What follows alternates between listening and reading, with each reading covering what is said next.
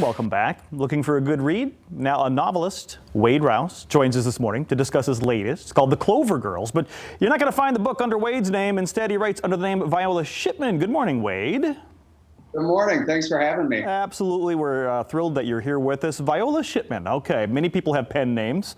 Why did you choose that one? Well, Viola Shipman is my grandmother's name, and I chose that pen name as a way to honor not only her, but all of our elders. You know, my grandmother was working poor. She was a seamstress. She sacrificed for me and my family to have a better life. And to me, it's the smallest thank you that I can give to her. And truly, her values and life sum up every book that I write. You know, it's all about family, our elders, and I think reminding all of us as we know right now what matters most in life, and it's the simplest things: family, friends, and each other. That is a touching tribute, and it sounds like she was an incredible woman. I don't know if she's still around with you, but if she is, hi, Viola. The themes of your latest book, The Clover Girls, you talked about the elderly. Is the Clover Girls kind of like the Golden Girls? Are we talking about a group of elderly women? No, not at all. It's actually a group. The story revolves around four very different girls who meet at a summer camp in northern Michigan in the 1980s. The novel's set in Glen Arbor. And over time, they remain best friends despite, all of the hard knocks that life throws at them. And, it's truly an ode to friendship. It's an ode to forgiveness, not only, I think, of each other, but mostly of ourselves. It's a tribute to summer in Michigan. And to me, the book is really inspired by the loss of a couple of friends, including my father-in-law to COVID.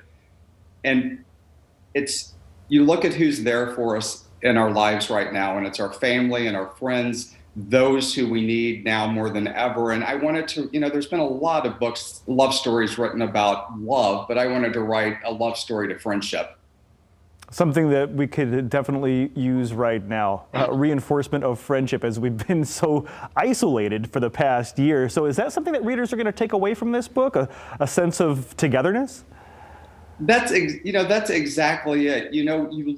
I look back at my life, and my childhood friends are still some of my best friends, people that know me better than anybody in the world, people that I've shared secrets with that I've not shared with anyone else. And they've been with me through thick and thin. And that's what I really wanted to explore in this novel. And, as I said earlier, this book reminds people of, as we've learned this last year, what's most important in life, and that's each other. And I just can't reiterate that enough. And, this is a book that I think is a perfect gift for your friends and coworkers and neighbors. And it truly celebrates summer in Michigan as well.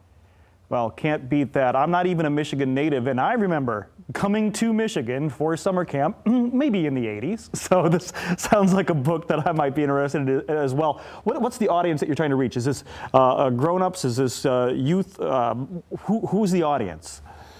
I think the beauty of every novel that I write is that it's an intergenerational book. And, I grew up reading with my grandmothers. They taught me, the love of writing and appreciation of words and reading. And these books can be shared between generations. Grandmothers can give them to granddaughters, mothers and sisters and best friends. But, it's really an adult audience that can be shared with any age. All right, now we're all whipped up into a frenzy. We want to read the book. Where can we find it? Is it out yet, or are pre-orders available? It is. It's coming out on May 18th, but it's available for pre-order now wherever books are sold. You can go to my website, either waderouse.com or violashipman.com. But I always say, you have one of the best indie booksellers right in your backyard in Grand Rapids, Schuler Books. And, our small businesses need support more than ever. So please give Schuler a call, order books for Mother's Day, pre-order at will. And support them. They truly need it. That's a great idea. I'm glad you mentioned that. A great Mother's Day gift idea. And really quickly, Wade, it says that you do spend a little bit of time in West Michigan. Authors tend to have certain places where they find their zen, right? They find their muse. Do you do most of your writing in Michigan? I'm just kind of hoping. I do. You know, I moved to Michigan full time. I grew up in the Missouri Ozarks, and I moved to Michigan full time in 2006. And I live in the Saugatuck Douglas area. And every single novel I write is set in a different resort town in Michigan. And to me, Michigan, the beauty of the state and its people is what I love to celebrate. And you know, I've been honored that you know these novels, like the Clover Girls, have been translated into 20 languages. You know, been bestsellers in Germany and Russia and Spain and the Czech Republic, and people are really learning about and loving Michigan as much as I think we all do. So I've been happy and humbled by that. Well, let's get it on the bestseller list here in the States, shall we? Wade Rouse, coming soon, The Clover Girls. You can go to waderhouse.com, violashipman.com. I love that you named the website after your grandmother as well, Wade. Wade, thank you so much for the time.